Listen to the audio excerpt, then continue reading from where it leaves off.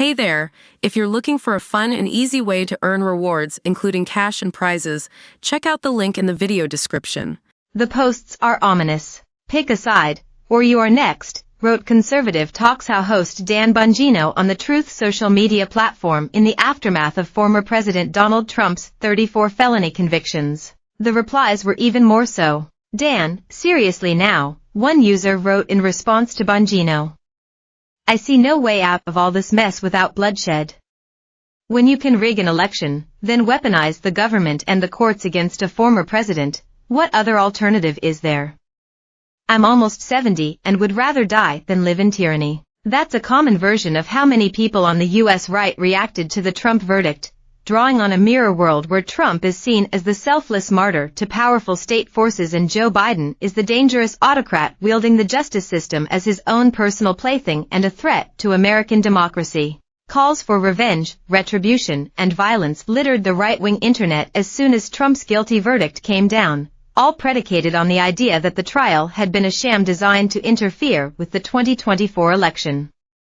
Some posted online explicitly saying it was time for hangings, executions, and civil wars. In this case, Trump was charged with falsifying documents related to a hush money payment made to an adult film actor to keep an alleged affair out of the spotlight during the 2016 election, a form of election interference from a man whose platform lately consists largely of blaming others for election interference.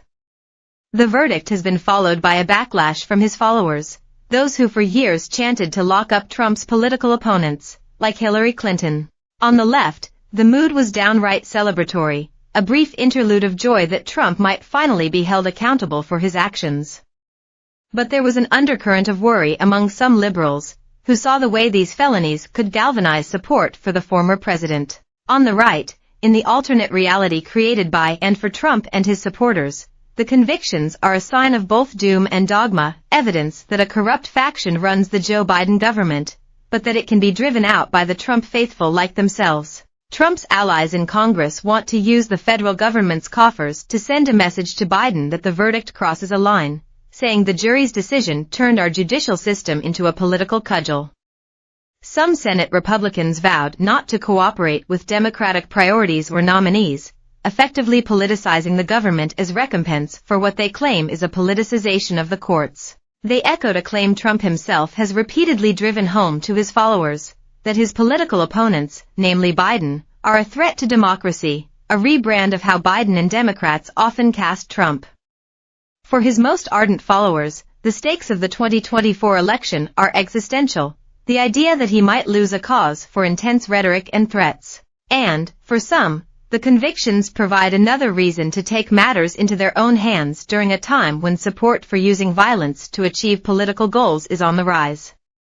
Indictments against Trump fueled this support, surveys have shown. Some right-wing media and commentators, like Bongino and the Gateway Pundit, displayed upside-down flags on social media, a sign of distress and a symbol among Trump supporters that recently made the news because one flew at U.S. Supreme Court Justice Samuel Alito's home after the insurrection. The terms banana republic and kangaroo court flew around, as did memes comparing Biden to Nazi or fascist leaders.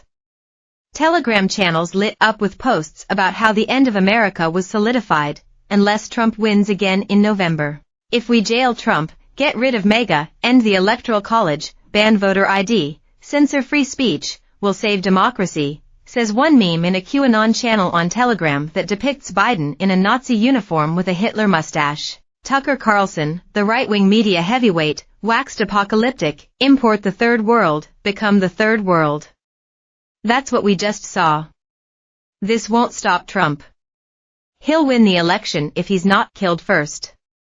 But it does mark the end of the fairest justice system in the world. Anyone who defends this verdict is a danger to you and your family. The former president's supporters also opened their wallets, sending a record-shattering $34.8 million in small dollar donations to Tr.